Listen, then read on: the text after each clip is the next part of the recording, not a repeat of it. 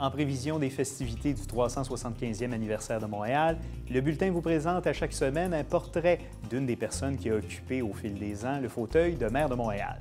Et aujourd'hui, on vous présente le portrait du troisième maire de l'histoire de la ville, Joseph Bourret.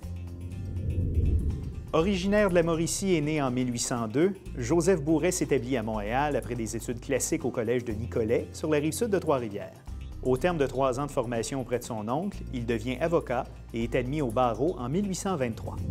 Nationaliste, il participe à la mise sur pied de la Société Saint-Jean-Baptiste de Montréal en 1843, en plus d'en diriger les destinées de 1848 à 1849.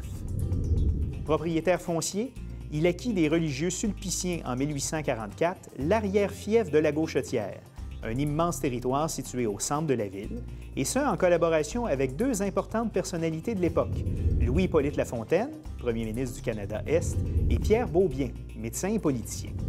Il est aussi cofondateur de la Banque d'épargne de la Cité et du District de Montréal, une institution mise sur pied afin d'encourager l'épargne dans les classes les plus pauvres de la société.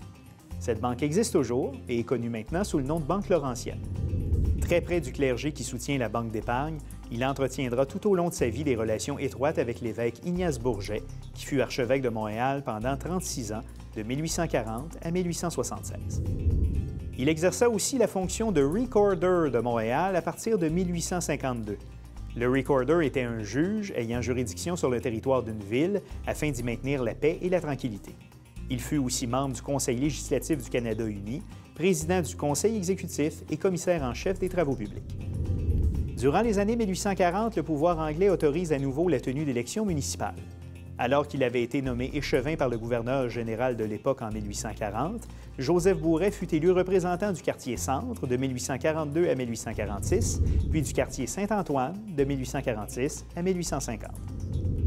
Nommé maire de Montréal par ses collègues échevins en 1842, puis une seconde fois en 1847, il lance plusieurs projets majeurs qui ont été complétés par ses successeurs, comme la construction du marché Bon Secours et la municipalisation du réseau d'aqueducs.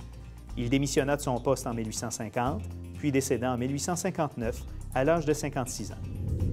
La Ville de Montréal lui rend hommage depuis 1912 avec l'avenue Bourret, située dans le quartier Côte-des-Neiges et dans la ville d'Amstead.